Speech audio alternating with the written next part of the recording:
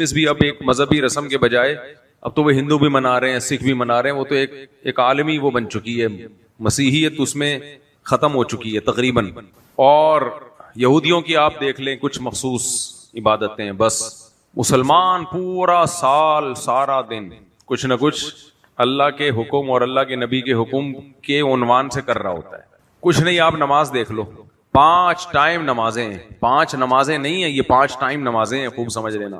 یہ میں اس لیے کہہ رہا ہوں آج بہت سے لوگوں نے 3 ٹائم نمازیں شروع کر دی ہیں، نمازیں 5 ہی پڑھتے ہیں مگر 3 ٹائم پڑھتے ہیں، تو وہ 3 نمازیں ہیں، وہ 5 نمازیں نہیں ہیں۔ شاپنگ کے لیے جانا ہے تو ظہر کے ساتھ عصر ملا لی، بیمار ہو گئے تو ظہر کے ساتھ عصر ملا لی، مغرب کے ساتھ عشاء بھی پڑھ لیا، ایسا نہیں ہے۔ بار بار اس پہ میں دلائل دے چکا ہوں۔ یہ جو حدیث میں آتا ہے نا، بخاری مسلم کی حدیث ہے عبداللہ بن عباس رضی اللہ عنہ کی، کہ ظہر اور عصر کو نبی نے ملا کے پڑھائے بغیر کسی سفر کے، بغیر کسی عذر کے۔ تو وہاں ملانے کا مطلب یہ نہیں ہے کہ ظہر کو عصر کے وقت میں، عصر کو ظہر کے وقت میں۔ ملانے کا وقت مطلب یہ ہے کہ ظہر کو ڈیلے کیا، آخری وقت میں پڑھا، اور عصر کا وقت داخل ہوتے ہی اول وقت میں پڑھ لی۔ اس طرح 5 نمازیں اپنے اپنے ٹائم پہ ہوئی ہیں، لیکن کبھی کبھار ایسا کرنے میں حرج نہیں ہے۔ بیماری میں، سفر میں، حضر میں ایسا کیا جا سکتا ہے کہ آپ ظہر کو ڈیلے کر لیں، بالکل آخری وقت میں پڑھیں، تاکہ اسی وضو سے آپ تھوڑی دیر میں عصر پڑھ لیں۔ بیماری میں بھی ایسا کیا جا سکتا ہے، نارمل حالات میں یہ ٹھیک نہیں ہے۔ اس لیے ٹھیک نہیں ہے کہ نماز کو اول وقت میں پڑھنے کا حکم ہے، مغرب کو بھی روشنی میں پڑھنے کا حکم ہے، تاخیر درست نہیں ہے اس میں، لیکن مجبوری میں جائز ہے، لیکن ہوگی وہ اپنے ٹائم پہ ہی۔ کیوں ہوگی؟ ان الصلاۃ کانت علی المؤمنین کتابا موقوتا، اللہ کہتے ہیں ہم نے نماز مومنین پر مقررہ اوقات میں فرض کی ہے، تو وقت ہے، لمٹ ہے ہر نماز کی، ایک ٹائم ہے جو حدیث جبرائیل میں بیان کیا گیا ہے۔ اگر اس طرح سے اجازت ہوتی نا کہ ظہر کو آپ عصر کے وقت میں پڑھ لو، یا عصر کو آپ ظہر کے ساتھ ظہر کے وقت میں پڑھ لو، تو قرآن میں جو اللہ نے فرمایا حافظوا علی الصلوات والصلاۃ الوسطی، نمازوں کی حفاظت کرو، خاص طور پہ درمیانی نماز یعنی عصر کی نماز کی، تو اس کا مطلب کیا بنے گا پھر اس آیت کا؟ نمازوں کی حفاظت کرو، عبداللہ بن مسعود کہتے ہیں حفاظت کا مطلب ہر نماز اپنے وقت پہ پڑھو، حفاظت کا یہی مطلب ہے۔ تو اس سے پتہ چلتا ہے ہر نماز کا اپنا ایک ٹائم ہے، اس سے ہر نماز مراد ہے۔ اور اللہ نے کہا خاص طور پہ عصر، کیا مطلب؟ عصر اپنے ٹائم سے آگے پیچھے نہیں ہونی چاہیے، یہی مطلب ہے نا۔ تو آپ نے عصر 12 بجے پڑھ لی تو یہ عصر اپنے ٹائم پہ تو نہ ہوئی، اور آپ نے عصر کا ٹائم اتنا لمبا کر دیا کہ سورج ڈھل جائے تو ظہر کا وقت بھی شروع، عصر کا بھی شروع، اور وہ رہے گا غروب آفتاب تک، تو پھر عصر کی حفاظت کا مطلب کیا ہوا؟ حفاظت اس چیز کی ہوتی ہے جس کی حفاظت، جس کا ٹائم شارٹ ہو، محدود وقت ہو، اس کے ضائع ہونے کا خطرہ ہو، اس لیے اس کی حفاظت کا حکم دیا جاتا ہے۔ دیکھو قیمتی چیزوں کی حفاظت کا حکم دیا جاتا ہے نا، کیونکہ قیمتی چیز کے چوری ہونے کا خطرہ ہوتا ہے، ضائع ہونے کا خطرہ ہوتا ہے۔ تو عصر کی نماز کے ضائع ہونے کا خطرہ تھا، کیوں؟ وقت کم ہے، اس لیے اس کی حفاظت کا الگ سے حکم دیا گیا۔ تو نئے نئے اسکالر مارکیٹ میں آ رہے ہیں، لوگوں کو عجیب عجیب چیزوں کی پٹیاں پڑھا دی انہوں نے، میں نے خود دیکھا ہے، اب میں دیکھ رہا ہوں تو ظہر کے ساتھ عصر پڑھ رہے ہوتے ہیں، ٹائم میں آج جانا ہے، ہم نے شاپنگ کرنی ہے، آج تھوڑا سا 2-4 چھینٹے پڑے بارش کے، چلو بھائی ظہر کے ساتھ عصر پڑھ لو۔ تو یہ کیا ہے بھائی، کہاں سے نکال رہے ہو یہ سب چیزیں؟ کہتے ہیں سعودی ایسا کرتے ہیں، وہ تو سارے سعودی ایسا کرتے نہیں، اور کرتے بھی ہیں تو تم بول دو ہم فقہ میں سعودیوں کو فالو کرتے ہیں، پھر قرآن حدیث کا لیبل مت لگاؤ، پھر یہ نہیں بولو ہم قرآن حدیث کو مانتے ہیں، بولتے ہیں ہم سعودیوں کو مانتے ہیں، ہم سعودیہ کی تقلید کرتے ہیں، پھر یہ بولو۔ بعض لوگ کہتے ہیں نہیں ہم سعودیوں کو نہیں مانتے، ہم مانتے قرآن و حدیث کو، لیکن قرآن انہوں نے زیادہ سمجھا ہے، یہاں کے لوگوں نے کم سمجھا ہے، کیونکہ وہ سعودی ہیں۔ اس پہ بھی قائم نہیں رہتے آپ لوگ۔ سعودیہ کے جو بڑے علماء ہیں ان سب کا فتویٰ ہے نماز چھوڑنے سے آدمی کافر ہو جاتا ہے، بن باز، شیخ بن باز وغیرہ کا یہی فتویٰ ہے، اونٹ کا گوشت کھانے سے وضو ٹوٹ جاتا ہے، یہ ان کا فتویٰ ہے۔ تو آپ کیا نماز چھوٹنے سے آپ کافر سمجھتے ہو اپنے آپ کو؟ وہ تو کہتے ہیں نکاح بھی ٹوٹ جاتا ہے۔ تو نہ تم سعودیہ کے ہو، نہ تم قرآن و سنت کے ہو، تم خواہشات کے غلام ہو۔ تو اس لیے پراپر وے میں ایک فقہ کو فالو کیا جاتا ہے، یا تو دلیل کو فالو کرو، دلیل تو پھر یہی ہے جو میں پیش کر رہا ہوں آپ کے سامنے۔ بخاری مسلم کی حدیث ہے، عبداللہ بن مسعود کہتے ہیں، صحیح حدیث ہے، عبداللہ بن مسعود کہتے ہیں کہ نبی نے کبھی بھی نہ سفر میں 2 نمازیں اکٹھی پڑھی، نہ حضر میں 2 نمازیں اکٹھی پڑھی ہیں، سوائے حج کے موقع پہ جو عرفات میں پڑھی جاتی ہیں یا مزدلفہ میں پڑھی جاتی ہیں، کبھی بھی اکٹھی نہیں پڑھی ہیں۔ اور عبداللہ بن مسعود نبی کے سفر حضر کے ساتھی تھے، اور کمال ہے عبداللہ بن مسعود بھی حدیث بیان کرتے ہیں کہ نبی نے سفر میں 2 نمازیں اکٹھی پڑھی ہیں۔ اب ایک جگہ کہہ رہے اکٹھی نہیں پڑھی ہیں، ایک جگہ کہہ رہے اکٹھی پڑھی ہیں، دونوں حدیثیں صحیح ہیں۔ تو اس کا مطلب اکٹھی پڑھی ہیں کا مطلب کچھ اور ہے، نہیں پڑھی ہیں کا مطلب کچھ اور ہے۔ جب کہہ رہے اکٹھی نہیں پڑھی ہے، اس کا مطلب اس طرح نہیں پڑھی ہے کہ ظہر کے وقت میں عصر پڑھ لی ہو یا عشاء کے وقت میں مغرب پڑھ لی ہو، اور جہاں کہہ رہے ہیں اکٹھی پڑھی ہیں اس کا مطلب ظہر کو ڈیلے کیا، عصر کو اول وقت میں پڑھا, اس طرح سے اکٹھی پڑھی ہیں, اس طرح سے اکٹھی نہیں پڑھی کہ حقیقی جمع کیا ہو, اس طرح سے اکٹھی صرف عرفات میں اور مزدلفہ میں مغرب اور عشاء ملا کے پڑھی جاتی ہے. اور وہاں مزدلفہ میں تو واجب ہے, جائز نہیں ہے, لازم ہے, آپ نے عشاء کے ساتھ ہی مغرب پڑھنی ہے. تو یہ دو موقع ایسے ہیں. تو یا تو دلیل, اور یہ لوگ مسلم کی حدیث بتاتے ہیں کہ نبی انہوں نے جو ہے نا نماز پڑھی صحابی رسول نے, تو عشاء میں مغرب اور عشاء کو جمع کیا, تو وہ خوب سمجھ لو عشاء کے وقت میں جمع کا عمل کمپلیٹ ہوا تھا. اس کا مطلب یہ نہیں ہے کہ عشاء کے وقت میں مغرب پڑھی ہے, بلکہ مطلب یہ ہے کہ مغرب پڑھی آخری وقت میں, اور پھر جب عشاء پڑھی ہے تو یہ دو نمازیں اکٹھے ہونے کا عمل کب ہوا؟ یہ عشاء میں ہوا ہے. اور بخاری کی حدیث چھوڑ دیتے ہیں یہ لوگ. بخاری میں واضح الفاظ ہیں کہ مغرب پڑھی, تھوڑی دیر اسٹے کیا, اور پھر عشاء پڑھی ہے. تھوڑی دیر اسٹے اسی لیے کیا تھا تاکہ عشاء کا وقت داخل ہو جائے. خیر یہ فقی بحث میں نے چھیڑ دی آپ لوگ کے سامنے. حاصل یہی ہے کہ ہر نماز اپنے ٹائم پہ پڑھنی پڑے گی. ہاں سفر میں بھی ایسا کرتا ہوں, نقشہ دیکھ لیتا ہوں کہ ظہر کا وقت ختم کب ہو رہا ہے, عصر کا وقت شروع کب ہو رہا ہے. تو جہازوں میں بڑی مشکل ہوتی ہے بعض دفعہ. ایئرپورٹ پہ اگر ایسا ممکن ہو تو ظہر پڑھی اور تھوڑی دیر میں عصر پڑھ لی, وہ پھر آسان ہے. یہ جہازوں میں خاص طور پہ ٹرین میں جانا ہے, جہاز میں جانا ہے, بس میں جانا ہے, اس طرح سے عمل کر سکتے ہیں. بیمار لوگوں کو تو بہت اس میں, کیونکہ ان کے لیے بار بار وضو کرنا بڑا مشکل ہوتا ہے. مریضوں کے لیے, گھر میں بزرگ ہیں تو ان کو آخری وقت میں وضو کراؤ, جب مغرب کا وقت ختم ہونے والا ہو وضو کراؤ, وہ 3 فرض پڑھے, تھوڑا سا ٹھہرے, فوراً عشاء پڑھ لی, اور اسی کے ساتھ وتر پڑھ لی انہوں نے. تو ہر نماز اپنے ٹائم پہ بھی ہوگی اور سہولت سے بھی ادا ہو جائے گی. بار بار نماز کے لیے اٹھنا نہیں پڑے گا. لیکن یہ مریضوں کے لیے, عام لوگوں کے لیے یہ ہے کہ اچھے بچوں کی طرح جب مغرب کی اذان ہوتی ہے شروع میں مغرب پڑھیں, اور اچھے بچوں کی طرح جب عشاء کا ٹائم داخل ہوتا ہے اس وقت عشاء پڑھیں. تو کیوں؟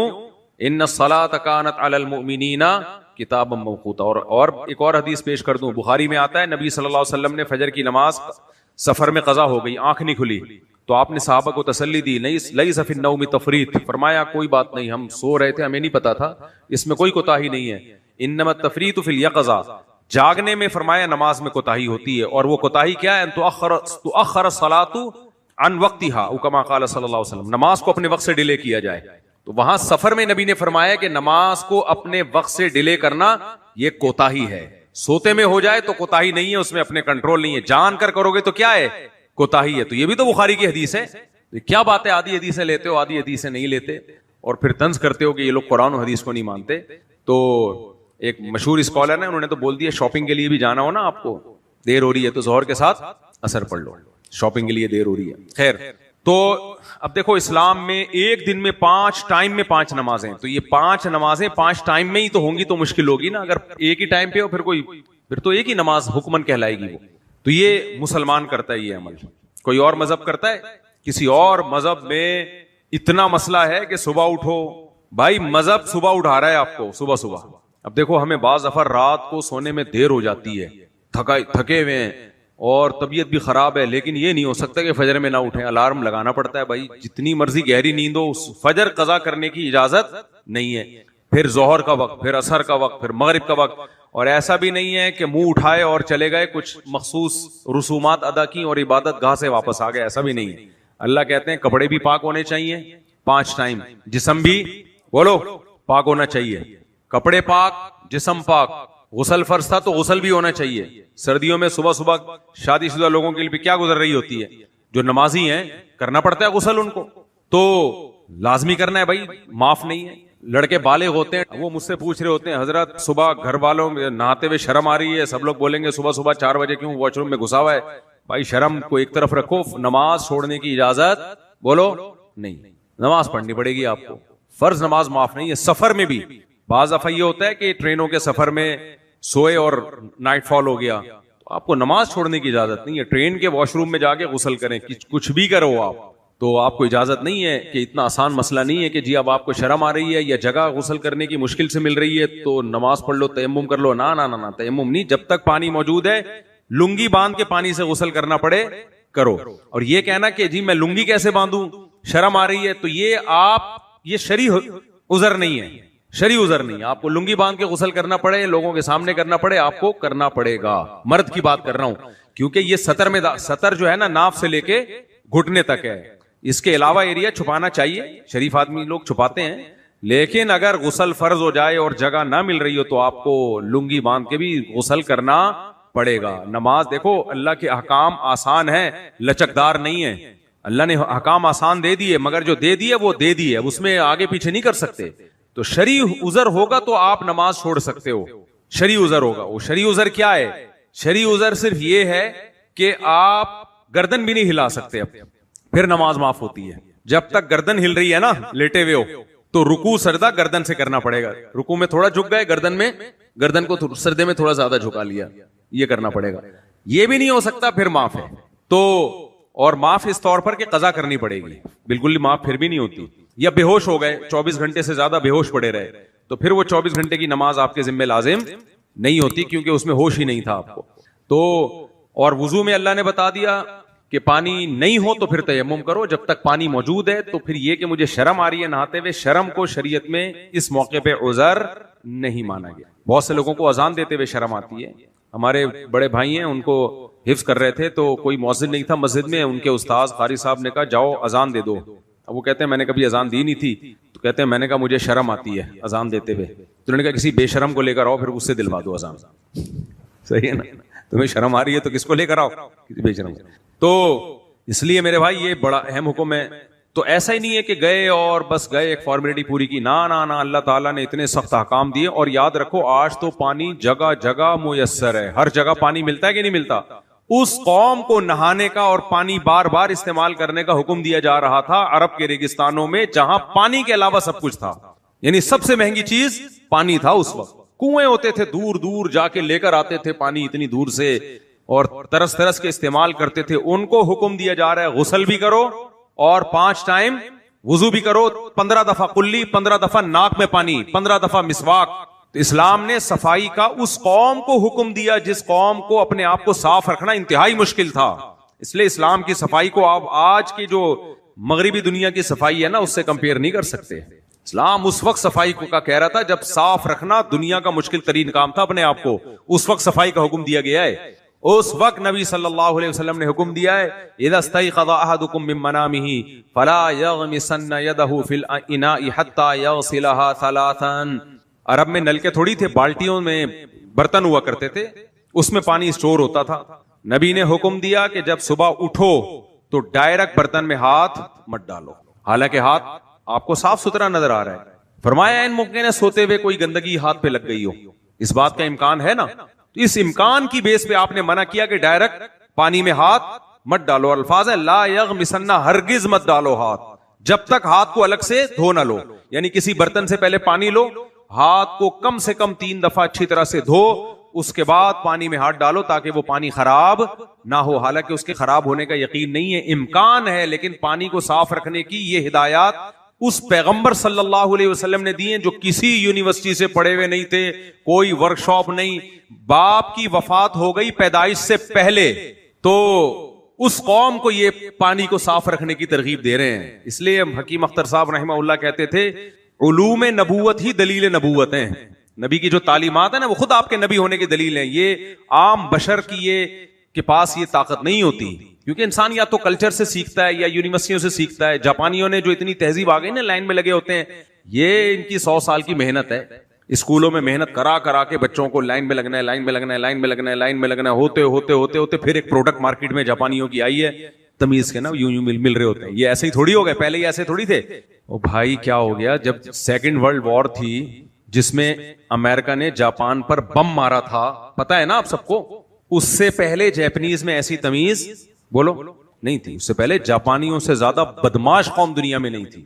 تو بم لگنے کے بعد پھر انہوں نے بولا لڑنا بھیڑنا معاف کرو, اللہ کا گھر صاف کرو. پھر انہوں نے کہا اب کیا کریں, اب کیا کریں. تو انہوں نے کہا ڈسپلن, اخلاق, ایٹیٹیوڈ, ترقی, ان سب پہ محنت کرو. تو اب انہوں نے پورا فوکس کس کو کیا, تمیز پہ فوکس کیا کہ باشعور اور با تمیز لوگ مارکیٹ میں لانے ہیں. ایک غلطی ان سے ہو گئی, میں بھی بتا رہا ہوں, میں بیان سے ہٹ نہ جاؤں نا, میرا ٹاپک سے نہ ہٹ جاؤں. خیر انہوں نے ایک بہت ہی بات تمیز, اسکولوں میں محنت کی, اسکولوں پہ ہی بچے آتے ہیں نا سارے, اسکولوں میں محنت کرتے کرتے بچوں کو لائن میں لگنا سکھایا, خود صفائی سکھائی. اور کل میں نے کسی کی ایک موٹیویشنل اسپیکر کی ویڈیو دیکھی, بہت اچھی بات کی. موٹیویشنل اسپیکر تو نہیں ہے وہ, لیکن اس نے بات وہ کی جو موٹیویشنل اسپیکر کو کرنی چاہیے. اب وہ پتہ نہیں کرتے ہیں کہ نہیں کرتے, کہ دنیا میں جن قوموں میں بھی صفائی ہوئی ہے نا, ان قوموں نے صفائی کے لیے ملازم نہیں رکھے. آئی بات سامنے. اور قوموں نے صفائی کے لیے ملازم نہیں رکھے. ان میں ہر شخص کو یہ شعور دیا گیا کہ کھاؤ گے اپنا برتن خود دھو گے, اپنا کمرہ خود صاف رکھو گے, اپنے کپڑے خود دھو گے.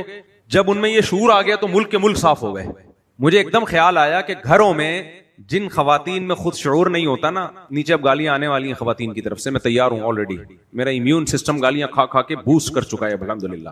جن خواتین کے گھروں میں صفائی نہیں ہوتی نا, خدا کی قسم 100 ماسیاں رکھ لو, گھر صاف نہیں ملے گا جب تک وہ خود ان کے اندر یہ شعور نہیں ہو. ہم نے اپنے دادیوں نانیوں کو دیکھا ہے نا, جس طرح سے وہ ہر وقت لگی رہتی تھی, کوئی چیز ادھر پڑی بھی ہے ادھر پڑی بھی ہے, اس کو فوراً ایسا اگر صاف رہتا ہے. آپ کی بیگم گھر میں صفائی خود نہیں کرتی ہے, ٹائم نہیں ہے, آپ 1 ماسی لائیں, 2 لائیں, 3 لائیں, 4 لائیں, 10 لائیں, 15 لائیں, 25 لائیں, 30 لائیں, ماسیوں کا کنٹینر لا کے گھر میں ڈال دو, گھر صاف نہیں ہوگا. اسی طرح آفس میں بہت سے لوگ رکھ لیتے ہیں ملازم, وہ آتا ہے بیچارہ, یوں کپڑا لگایا, یوں کپڑا لگایا, یوں کپڑا لگایا, یوں چلا گیا, صبح آیا, وہ سارا دن تھوڑی کپڑا لگاتا رہے گا, اور وہ برتنوں کو لگائے گا, آپ کو تھوڑی لگائے گا. آپ کی جو بغلوں سے بو آ رہی ہے وہ تو آتی رہے گی نا. اب وہ ہوتا ہے, ہمارے دفتر میں بھی ہو رہا ہے, وہ بیچارہ آئے گا جائے گا یوں کر چلا ہے, پھر جب بھی جا کے دیکھو چائے کا کپ یوں پڑا ہوا ہے, کوئی رکوع میں, کوئی سردے میں, کوئی گلاس قیلولہ کر رہا ہے, کوئی جو ہے کوئی کارپٹ پہ نشان پڑا ہوا ہے. وجہ کیا ہے؟ جب تک ہر شخص صفائی ستھرائی کے معاملے میں یہ نہیں سوچے گا کہ اس جگہ کو صاف رکھنا میری ذمہ داری ہے, اس وقت تک ایک چھوٹا سا کمرہ قسم اٹھا کے کہہ سکتا ہوں صاف نہیں ہو سکتا. امپاسبل. کیونکہ ملازم 2 ٹائم آئے گا, 3 ٹائم آئے گا نا, اس سارا دن یہ تو کام پڑتے رہتے ہیں نا بھائی, سارا دن. مثال کے طور پر آپ نے واش روم کے لیے بھنگی رکھ لیا, موضوع سے ہٹ رہا ہوں مجھے پتا ہے, لیکن اب کام کی باتیں آ جاتی ہیں تو پارسل کر دینی چاہیے. صفائی تو ہمارے ایمان کا حصہ ہے نا, کیا خیال ہے بھائی؟ ہمارا مذہب شروع صفائی سے ہوتا ہے, نماز سے نہیں ہوتا, ذہن میں رکھنا. شروع کہاں سے ہوتا ہے؟ 2 دلیلیں اس پہ میں دوں گا. بٹن بند کروں؟ اچھا یوں کر رہے تھے, میں نے کہا شاید بٹن کھلا ہوا ہے.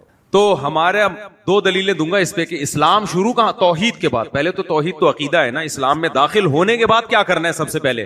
2 دلیلیں دوں گا. ایک دلیل تو یہ کہ اسلامی قانون پہ جو کتابیں لکھی گئی ہیں, 4 مشہور فقہ ہے نا ہمارے, حنفی, مالکی, شافعی, حنبلی, انہوں نے اسلامی قوانین کو مرتب کیا ہے. پوری دنیا میں یہی ہمیشہ رائج رہے ہیں. تو ان قوانین کی کتابوں میں سب سے پہلا باب کتاب الطہارہ ہوتا ہے, صفائی ستھرائی کا اور پاکی کا باب.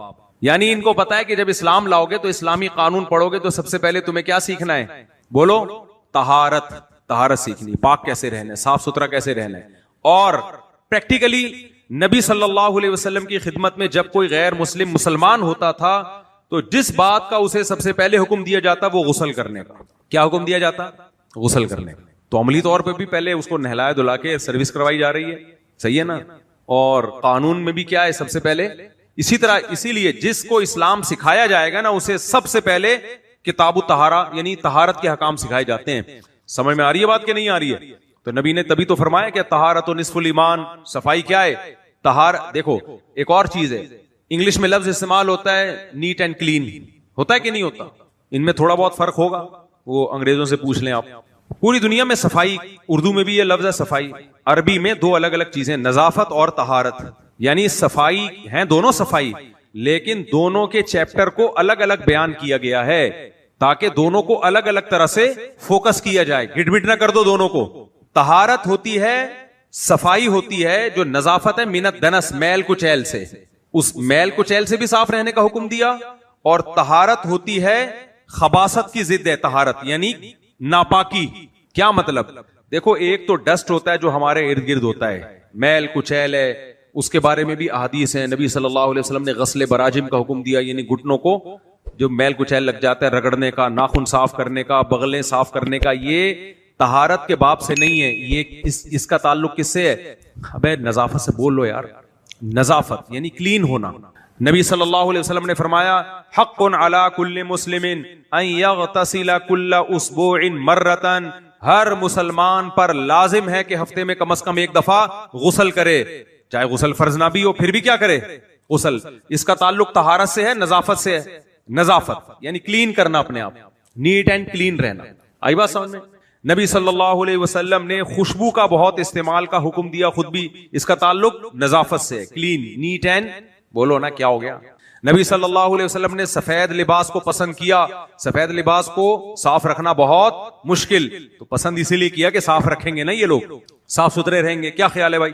زیر ناف بالوں کی صفائی کا حکم دیا. اس کا تعلق طہارت سے ہے نظافت سے ہے. نظافت, اس میں پسینہ اٹکتا ہے, کوئی گندگی تھوڑی اٹکتی ہے. گندگی سے میری مراد ناپاکی, یہ ہے نظافت. اور دوسری چیز ہے, اچھا آپ صلی اللہ علیہ وسلم نے برتن میں پھونک مارنے سے منع کیا, صحیح حدیث ہے. ہم جو پھونک مارے چائے کا دیکھیں نا, کچھ لوگ ایک طریقہ ہوتا ہے, ایک ہوتا ہے کر کے پھر پورا سڑپا مارنا. چلو سڑپا تو اپنی عادت ہوگی کسی کی, لیکن جو منہ پہ پھونکے مار رہا ہے تو کوئی ناپاکی تو نہیں جا رہی نا چائے میں. کیا ہو گیا بھائی, کوئی ناپاکی, تھوک پاک چیز ہے, ہوا پاک ہے. اگر یہ تھوک ناپاک ہوتا تو کپڑوں پہ لگتا نماز نہ ہوتی. تو تھوک تو پاک چیز ہے, مسلمان کا تھوک ہے, پاک تھوک ہے. لیکن آپ نے برتن میں, وہ برتن جس کو آپ خود پی رہے ہو, وہ کھانا جس کو آپ خود کھا رہے ہو, اس میں پھونک مارنے سے منع کیا. اس کا تعلق طہارت سے نہیں ہے بلکہ کس سے ہے, نظافت سے. کیونکہ یہ بری بات ہے کہ یار بہرحال کاربن ڈائی آکسائڈ ہے نا, گندا سانس آ رہا ہے نا, تو گندا سانس کیوں برتن میں لے کے پھر اسی کو کھا رہے ہو تم. سمجھ میں نہیں آ رہی بات. اچھا, ناک میں جب آپ پانی ڈالیں تو وہ تو طہارت ہے, لیکن حدیث میں اس ناک کو اچھی طرح سے صاف کرنا, ناک کی رطوبت کو اچھی طرح سے نکالنا. آپ صلی اللہ علیہ وسلم نے فرمایا کہ صبح جب اٹھتے ہو تو شیطان ناک کے نرخرے میں ہوتا ہے, ٹھیک ہے نا, اس کو اچھی طرح صاف کیا کرو. یعنی گندگی ہوتی ہے اندر بہت. اس کا تعلق طہارت سے ہے یا نظافت سے؟ نظافت سے, کیونکہ ناپاکی تھوڑی ہے ناک کے اندر. بھائی ناک کی رطوبت پاک ہوتی ہے, لیکن اس کو صاف کرنے کا حکم دیا. مسواک کا تعلق طہارت سے نہیں ہے, مسواک کا تعلق کس سے ہے, نظافت سے. کیونکہ دانت میں گندگی جو ہوتی ہے وہ ناپاک نہیں ہوتی. کپڑوں پہ لگ جائے کپڑے ناپاک نہیں ہوتے, دانت میں لگے ہوئے ہیں تو نماز پڑھ سکتے ہو نا, لیکن نظافت ہے, گندگی برداشت نہیں ہے, اس لیے بار بار دانتوں کو صاف رکھنے کا حکم دیا گیا. ایک تو یہ نظافت ہے, یہ تو سارے دنیا کے ہر قوم میں ہوتی ہے, اتنی تو نہیں ہے جتنی اسلام نے بتائی, لیکن بہرحال گورے بھی مانتے ہیں اس کو. کیا خیال ہے؟ دوسرا جو چیپٹر ہے نا اسلام کا, طہارت, وہ صرف اسلام کے پاس ہے, وہ دنیا میں کسی مذہب کے پاس, بولو, طہارت, ناپاکی سے طہارت, یہ دنیا میں کسی مذہب کے پاس نہیں. میں نے بھی بتایا تھا نا, ہندو جو کنورٹڈ تھے, مسلمان اسلام قبول کیا, وہ مجھے ملے, کئی گھنٹہ گپ شپ ہوئی. چارٹرڈ اکاؤنٹنٹ تھے, بڑے پڑھے لکھے آدمی, تو وہ بتا رہے تھے انہوں غیر مسلموں کے ساتھ بہت رہنا ہوا ہے. وہ بھی یہ کہہ رہے تھے کہ یار ان کے یہاں طہارت کا تو کوئی کانسیپٹ ہی نہیں ہے. طہارت کسے کہتے ہیں اس کو سمجھو. طہارت کا مطلب غلاظت سے اپنے آپ کو, گندگی جو پیشاب پخانا ہے, گوبر ہے, اس کے احکام, اس سے اپنے آپ کو بچانا. غیر مسلموں کے ہاں یہ نظافت ہی میں آتا ہے, اسلام میں اس کو الگ سے ویلیو دی گئی ہے. اس کو کیا نام دیا گیا ہے, طہارت. پھر طہارت کی دو قسمیں بیان کی گئی ہیں, ایک نجاست حقیقی سے طہارت اور ایک نجاست حکمی سے طہارت. تھوڑا گاڑا چیپٹر ہو گیا, آپ کہوگے پتہ نہیں کون سی کلاس لے رہا ہوں, میں آسان سے سمجھاؤں گا انشاءاللہ. نجاست, ناپاکی, جو کپڑوں پہ لگ جائے تو نماز نہیں ہوتی. دیکھو آپ کے کیچڑ لگ گیا کپڑوں پہ, شریعت اس کو بھی صاف کرنے کا حکم دیتی ہے, کیونکہ شریعت چاہتی ہے صاف ستھرے رہو, تبھی تو غسل کا حکم دیا نا. جسم میں پسینہ لگا ہوا ہے, صحابہ کرام جمعے کے دن جو غسل کیے بغیر مسجد میں آتے تھے تو پسینے کی اسمیل آتی تھی. آپ صلی اللہ علیہ وسلم نے حکم دیا کہ جمعے کے دن غسل کر کے آؤ. تو وہ پسینہ ناپاک تھا یا پاک تھا؟ پاک تھا نا. پسینے میں نماز ہوتی ہے کہ نہیں ہوتی؟ ہو جاتی ہے. لیکن اس پسینے کو دھونے کا حکم کیوں دیا جا رہا ہے؟ نجاست سے جسم کو صاف کرنے کے لیے نہیں, بلکہ دنس, میل کچیل کو جسم سے صاف کرنے کے لیے. اس میل کچیل کے ہوتے ہوئے بھی نماز ہو جائے گی. آئی بات سمجھ میں کہ نہیں آئی ہے؟ لیکن کچھ گندگیاں ایسی ہوتی ہیں جس کو شریعت نے نجاست کا نام دیا ہے. پسینہ دنس میں آتا ہے, نجاست میں نہیں آتا. عربی میں دنس کہتے ہیں میل کچیل کو. پسینہ کس میں آتا ہے؟ رجسن کا لفظ سنا ہوگا نا آپ نے, نجس.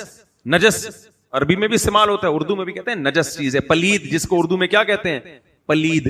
تو پلیدی کیا ہے؟ یہ جو پخانے شخانے, اللہ معاف فرمائے, جن کو بولتے ہوئے بھی آدمی کو گھن آ رہی ہوتی ہے, پیشاب ہو گیا, یہ سب چیزیں پلید ہیں. تو اسلام نے ہمیں احکام کیا دیے کہ پلید چیزوں کے حکام زیادہ سخت لگا دیے. پسینہ سے بدبو آ رہی ہے, نہا کے آؤ. پیاز کی بدبو ہے, مسجد میں مت آؤ. دانتوں کو صاف رکھو, لیکن نماز ہو جائے گی اگر پسینے میں بھی ہو آپ. لیکن اس سے اوپر کی جو گندگیاں تھیں جن کو نجاست کہا جاتا ہے, گوبر ہے, پیشاب ہے, مزی ہے, منی ہے, حیض و نفاس کا خون ہے, یا ویسے ہی خون ہے, اس میں شریعت نے اتنے ٹف احکام دے دیے کہ یہ اگر کپڑوں یا جسم پہ لگے ہوں تو آپ کی نماز نہیں ہے. اور ان میں ہمیں آزادی نہیں دی, جیسے چاہو ان کو حکم دیا کم سے کم 3 دفعہ رگڑ کے دھونا ہے, وغیرہ وغیرہ جو آپ علماء سے سنتے رہتے ہیں. تو یہ ہے نجاست حقیقی. تبھی دیکھو جن کو لڑکے بالغ ہوتے ہیں, نائٹ فال ہو گیا تو شلواریں پکڑ پکڑ کے دھو رہے ہوتے ہیں.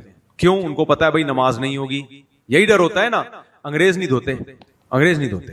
ایک میں نے کتاب پڑھی جس میں 100 غیر مسلم جو مسلمان ہوئے تھے ان کی آپ بیتی تھی. اس میں ایک ڈرائی کلینر تھا, کسی مسلم کنٹری میں آیا ہوگا, غیر مسلم تھا یا کسی غیر مسلم کنٹری میں رہتا ہوگا. اس نے بتایا میں صرف اس بیس پہ مسلمان ہوا کہ میرے پاس جو میلے کپڑے آتے تھے نا, غیر مسلموں کے آتے تھے, مرد اور عورتوں کے, ان میں خون کے دھبے حیض و نفاس کے, ان میں جو یہ جو نائٹ فال ہو جاتا ہے تو منی کے نشانات اور یہ سب. مسلمانوں کے کپڑے کبھی ایسے میرے پاس نہیں آئے. نہیں آئی میرا خیال ہے بات. کیوں, وجہ کیا ہے؟ یہ پرانی بات ہے. اب تو مسلمان بھی ماشاءاللہ گندگی میں الحمدللہ انہوں نے ریکارڈ قائم کیے, گندے ہی ہوتے جا رہے ہیں. جتنے جتنے مسلمان مذہب سے دور رہ رہے تو اوپر سے تو بڑا صاف ہوتا جا رہا ہے, دیکھنے میں بڑا نیٹ کلین, اندر سے گندا ہوتا جا رہا ہے. ورنہ ہمیں یاد ہے پہلے تو اس کا تصور نہیں تھا, نائٹ فال ہو جائے تو بھائی وہ اپنی پینٹ شلوار خود دھو رہے ہوتے تھے کہ یار یہ غلاظت ہے, یہ واشنگ مشین میں کپڑے دھلیں گے سارے کپڑے ناپاک ہو جائیں گے نا اس کے ساتھ, اور پھر نماز بھی پڑھنی ہے تو اس کے لیے تو پاک کرنا ضروری ہے. تو شریعت نے اس میں سختی زیادہ اس لیے کر دی کہ وہ زیادہ گندی چیز ہے, اس کے بغیر نماز نہیں ہوگی. حیض و نفاس کے خون ہوتے ہیں وہ صاف کرنا ضروری. نبی صلی اللہ علیہ وسلم نے خواتین کو حکم دیا کہ کہیں خون کا نشان پڑ جائے تو اس کو رگڑ کے دھو اس کو. اور پھر دوسری نجاست ہے نجاست حکمی. کچھ نجاستیں دیکھنے میں نظر نہیں آتی لیکن انسان گندا ہو جاتا ہے, جیسے غسل فرض ہو جائے, احتلام ہو گیا یا زوجہ کے قریب چلا گیا. غیر مسلموں میں اس کے بعد غسل کا رواج نہیں ہے. ہمیں لوگ بتاتے ہیں جو وہاں مغربی ملکوں میں دوست ہیں, وہ کہتے ہیں کہ انگریز تو صبح اٹھیں گے ایسے ہی آفس چلے جائیں گے. تو کیسے گندگی ہے یار. اب یہ گندگی دکھائی نہیں جا سکتی, تبھی تو دیکھو مذہب کی ضرورت ہے نا. ہر چیز عقل سے ثابت نہیں ہوتی. عقل سے تو آپ وہ کہو گے کیا ہو گیا, گندا کہاں سے ہو گیا, لیکن طبیعت انسان کی غسل کے بغیر سکون میں نہیں آتا. انسان کو اس کو اپنے گندا ہونے کا احساس ہوتا ہے. اس لیے اسلام نے حکم دیا جب تک غسل نہیں کرو گے آپ نماز نہیں پڑھ سکتے. اور فجر کی نماز کو فرض کر دیا, غسل کرنا ہی پڑے گا آپ کو. مسلمان جنابت کی حالت میں زیادہ دیر ناپاک نہیں رہ سکتا. تو یہ نجاست حکمی ہے, یعنی دیکھنے میں نظر نہیں آ رہی, یہ فرضی چیز ہے, محسوس ہوتی ہے. یہ اب بہت سی چیزیں عقل سے سمجھائی نہیں جا سکتی لیکن ہوتی ہیں محسوس. دیکھو ایک آسان مثال دوں, بہن سے نکاح ہر مذہب میں حرام ہے یا نہیں ہے؟ ہر قوم میں حرام ہے یا نہیں ہے؟ کیوں؟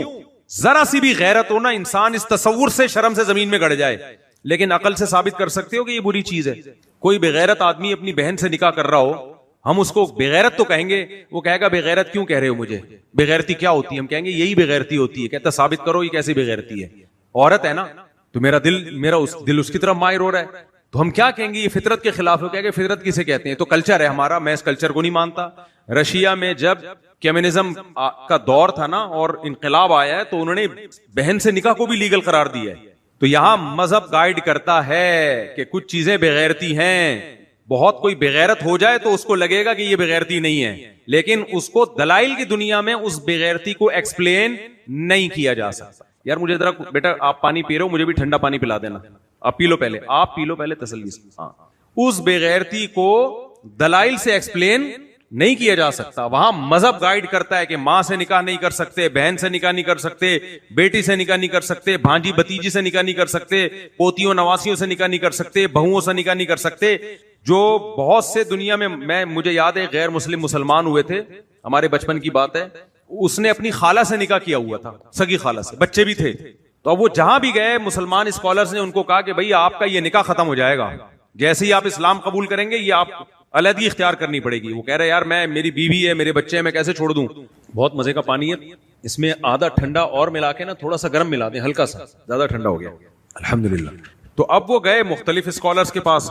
حضرت مولانا یوسف جہانوی شہید رحمہ اللہ تعالیٰ اس وقت زندہ تھے, ان کے پاس بھی گئے. انہوں نے کہا کہ جیسے ہی آپ اسلام قبول کریں گے آپ کا نکاح کر دو, یہ آپ کی محرم ہے, یہ نہیں ہوتا. تو اب وہ پتہ نہیں اسلام قبول کیا نہیں کیا. ایسے موقع پہ ہمارے کچھ لبرل قسم کے اسکالرز آ جاتے ہیں, کہتے ہیں مجبوری ہے, یہ بیچارہ مسلمان ہو جائے گا تو چھوڑو. نہیں بھائی, اسلام میں آؤ نہ آؤ آپ کی مرضی ہے, اسلام کے یہ بنیادی حکام چینج نہیں ہو سکتے.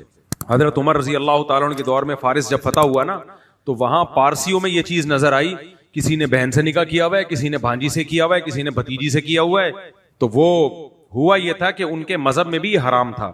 تاریخ کی کتابوں میں لکھا ہوا ہے کہ بادشاہ نے کہیں اپنی بھتیجی بھانجی سے نکاح کا ارادہ کیا تو وہاں کے جو ان کا جو بھی پارسی مذہب کا جو بڑا تھا نا اس نے فتویٰ دیا کہ یہ حرام ہے.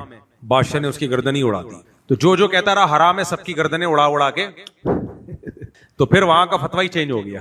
تو پارسیوں میں پھر یہ چیز آ گئی محرم سے نکاح کرنا.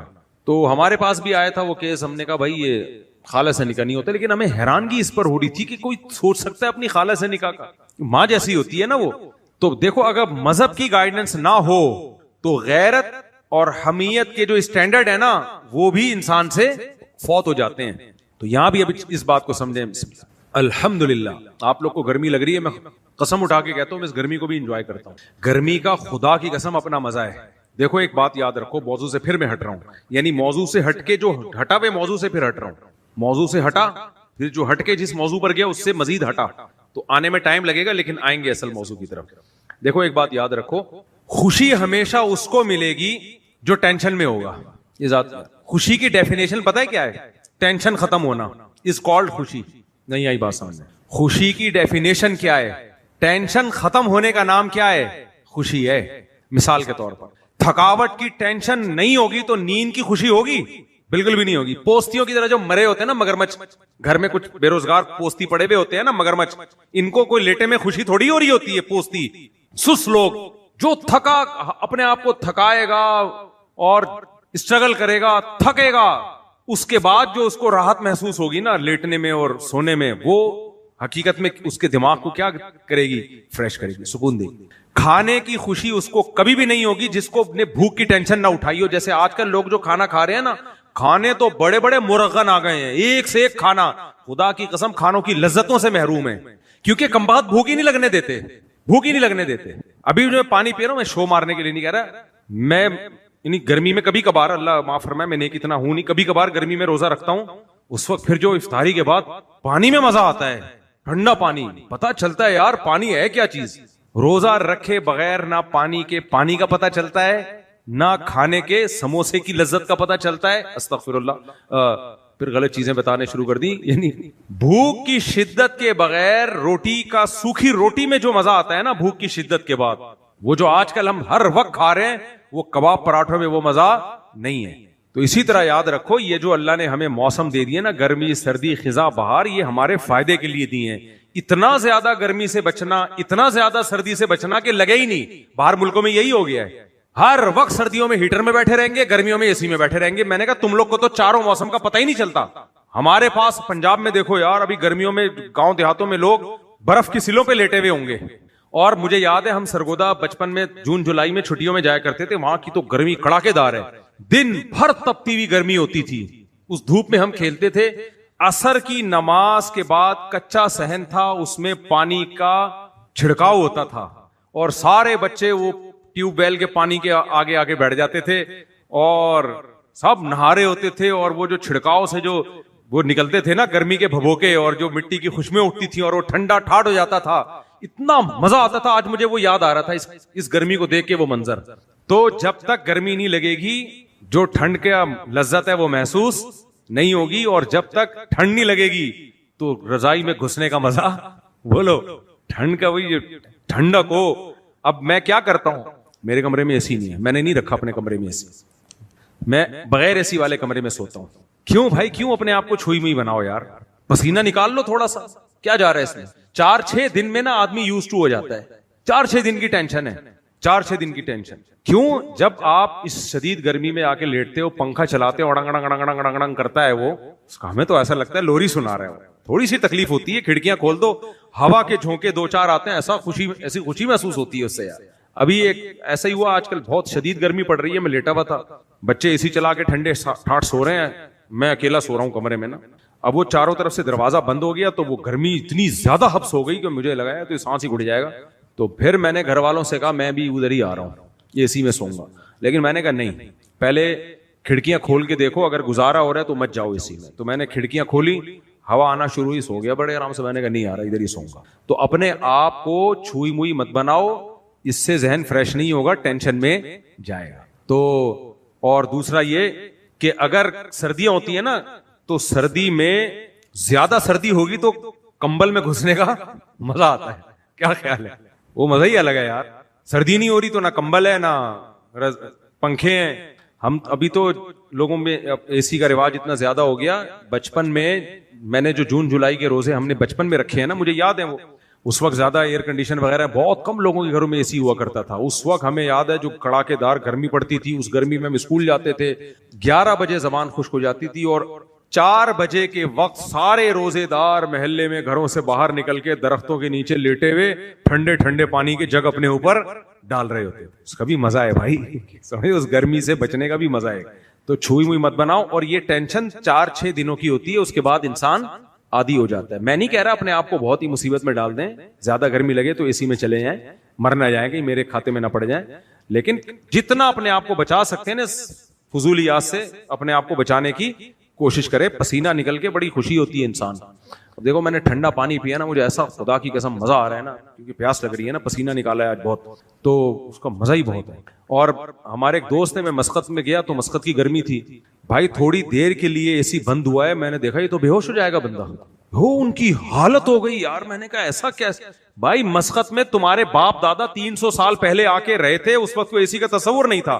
اتنے عادی ہو گئے ہیں کہ مغرب کی نماز ہم نے پڑھی, ہمارے ایک دوست نے, وہ وہیں کے مسقط کے 24 گھنٹے اے سی میں رہتے ہیں, میں نے تو آرام سے پڑھا لی.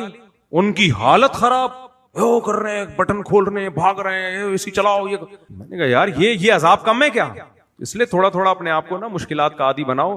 میں نے 700 سال پہلے کے ایک حکیم تھے, ان کی کتاب پڑھی تھی. آج کل ڈاکٹر بھی اس کو مانتے ہیں, اس بات کو, حکیم کو مانتے نہ ہوں, ان کی بات کو مانتے ہیں کہ یہ جو جن ملکوں میں چاروں موسم بھرپور آتے ہیں نا, کچھ ملک ایسے ہوتے ہیں جن میں سردیاں سردیاں رہتی ہیں. ابھی کینیڈا کے بعض سٹی ایسے تھے جن میں ابھی بھی برف پڑی ہوئی ہے, اور کچھ ایسے ہیں جو گرم ہی رہتے ہیں. آپ جاؤ افریقہ میں, کچھ کنٹریز ایسے ہیں اتنی شدید گرمی دسمبر میں بھی, اور کچھ ایسے ہیں جہاں سردیوں میں کڑاکے دار سردی, گرمیوں میں کڑاکے دار گرمی. سب سے اچھی صحت ان لوگوں کی ہوتی ہے, سب سے خاندانی صحت ان علاقوں کے لوگوں کی ہوتی ہے جہاں سردی بھی ٹائٹ پڑے اور گرمی بھی ٹائٹ پڑے, کیونکہ وہ سردی بھی برداشت کر رہے ہوتے ہیں, گرمی بھی برداشت کر رہے ہوتے ہیں, وہ زیادہ اچھے ہوتے ہیں. تو تھوڑا تھوڑا اپنے آپ کو سردی گرمی کا عادی ڈالا کرو. خیر ہم دوبارہ ٹاپک کی طرف آتے ہیں. صفائی پہ بات چل رہی تھی, پھر میں اپنے افضل ٹاپک کی طرف آؤں گا. اب دیکھو نجاست جو ہے, نجاست گندگی کیا ہے؟ نجاست حکمیہ, یعنی غسل فرض ہو جائے تو دیکھنے میں نجاست نہیں ہے, لیکن آپ سر کے بال سے لے کے پاؤں کے ناخن تک نجس ہے. اس کو فقہا کہتے ہیں نجاست کثیفہ, یعنی بڑی نجاست, اور ایک ہے نجاست خفیفہ. آپ واش روم سے آئے تو شریعت کہتی ہے وضو کرو, آپ وضو کے بغیر آپ کی نماز نہیں ہوگی, حالانکہ آپ صاف ستھرے پاک ہیں, لیکن اس کو بھی شریعت کہتی ہے آپ کی باڈی جو ہے وہ ایک دفعہ گندگی کے عمل سے وہ باڈی گزر چکی ہے, تو انسان کو احساس ہوتا ہے کہ میں ناپاک ہو گیا ہوں, تو ہمیں 4 اعضاء دھونے کا حکم دیا جا رہا ہے. آپ اس سے اندازہ لگا لو کہ جس مذہب میں مردے کو بھی غسل کر کے دفن کیا جا رہا ہو تو زندوں کو کتنا صاف رکھنے کا حکم دیا جا رہا ہو. لیکن افسوس یہ ہوتا ہے کہ جب ہم یہ باتیں بیان کر رہے ہوتے ہیں اور جب مسلمانوں کے حالات دیکھ رہے ہوتے ہیں تو پھر افسوس کے علاوہ کچھ بھی حاصل نہیں ہوتا.